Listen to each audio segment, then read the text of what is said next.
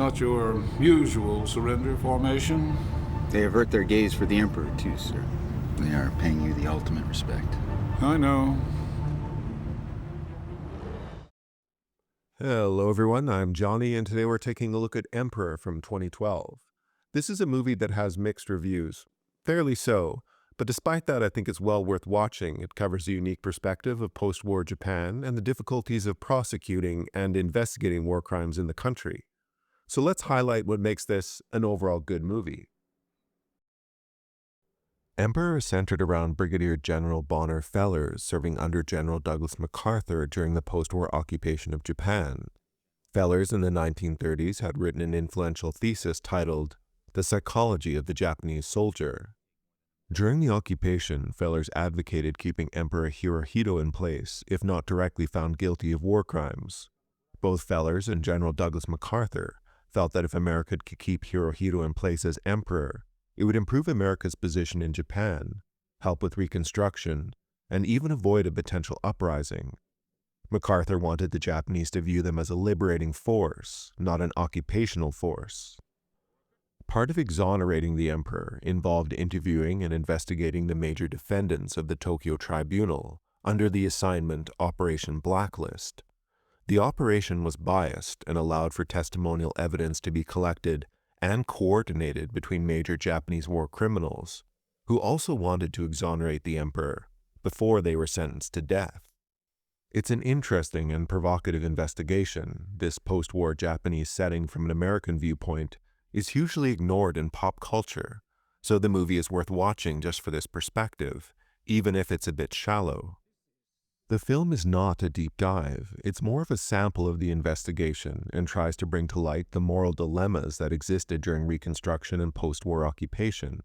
The main dilemma is balancing the needs of justice with the need to peacefully reconstruct a society in a way that will ultimately save lives. Further challenges to justice covered by the film include the difficulty of arresting and trying Japanese war criminals, who often preferred ritual suicide. Prime Minister Tojo's failed suicide attempt is covered in the movie, including his famous apology for taking too long to die while bleeding out. The film touches on many aspects of post-war Japan. Starvation and lawlessness were huge issues in the immediate aftermath of the war.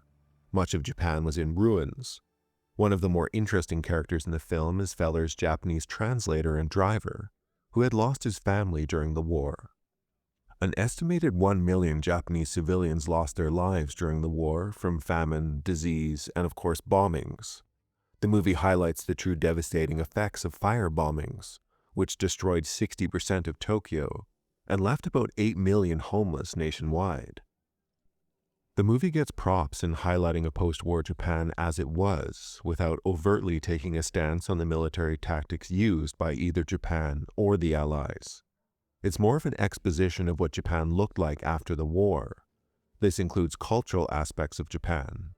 Most notably, it's interesting to see how even in the chaos of post-war Japan, there was still a great level of discipline amongst its people, which no doubt contributed to the lightning-fast rebound of their economy and society.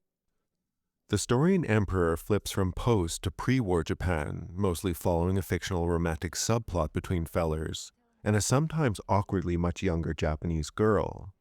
This aspect of the story is likely one of the major reasons why the film gets poor reviews overall. This romance helps make the investigation more personal for Fellers, highlighting the turmoil many Japanese people were feeling after losing loved ones from bombing raids. It may have simply been better to give the Japanese characters in the story a little more depth. Fellers in real life had been married since 1925. Matthew Fox does a suitable job as Fellers. Tommy Lee Jones is very scene-stealing as a confident and theatrical Douglas MacArthur, but sadly only plays a small role. His interesting encounter with the Japanese emperor at the end of the film makes for the best scene in the whole movie.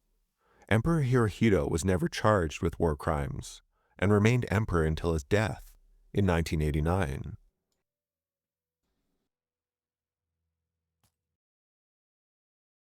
Alright, I'm Johnny. Do check out Emperor. Just maybe keep reasonable expectations. I do think these immediate post-war stories are just as important as the wartime stories, as these events are really what shaped our modern history.